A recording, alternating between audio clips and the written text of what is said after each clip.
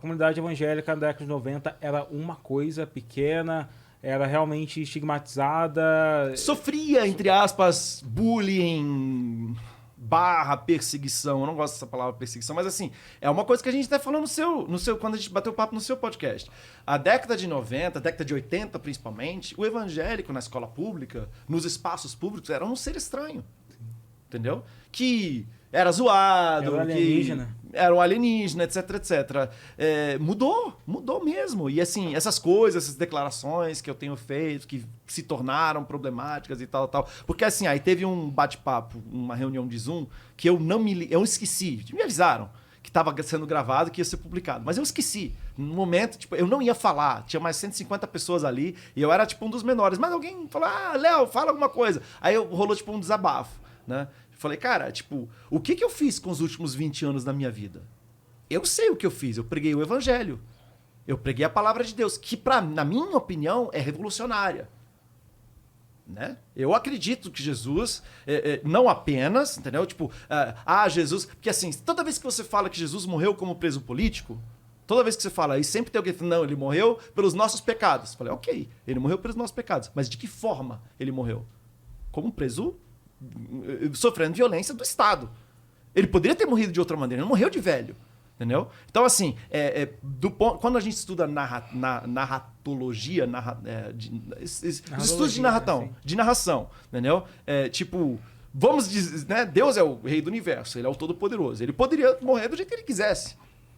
Se ele tem o controle e a soberania das coisas, ele escolheu morrer de um certo modo. Isso não é significativo? Isso não tem nada a dizer? Entendeu? Então, assim, eu passei os meus últimos anos fazendo isso, só que, e assim, eu e mais milhões de evangélicos, só que de alguma forma, o que nós fizemos, porque assim, isso é uma... Hoje você não ouve mais falar isso, mas há 10, 15 anos atrás você ouviu falar, o crente é um militante.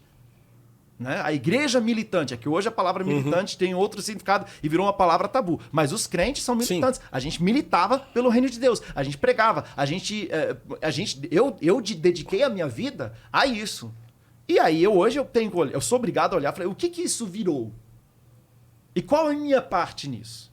Só que aí você vai fazer uma autocrítica dessa...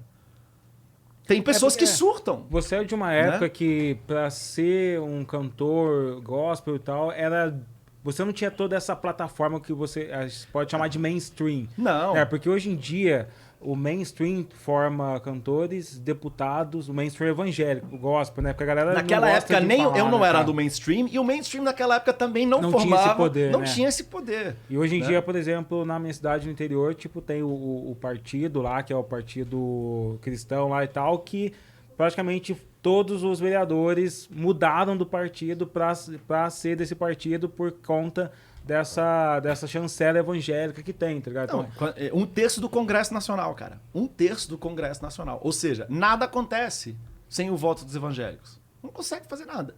E eu acho que isso leva para um lado que, tipo, eu não sei a qual porcentagem das pessoas tem essa militância boa que você tá falando, ou qual... como um sertanejo que já entra no estúdio para fazer carreira porque já sabe que vai ser alavancado por toda essa plataforma mainstream, não é? Então, do ponto de vista do mercado fonográfico, não existe essa plataforma de mainstreamização como existe no sertanejo. Definitivamente não, entendeu? E o que eu sinto muito é que tem muita gente, mesmo do mainstream, tem muita gente muito sincera, entendeu?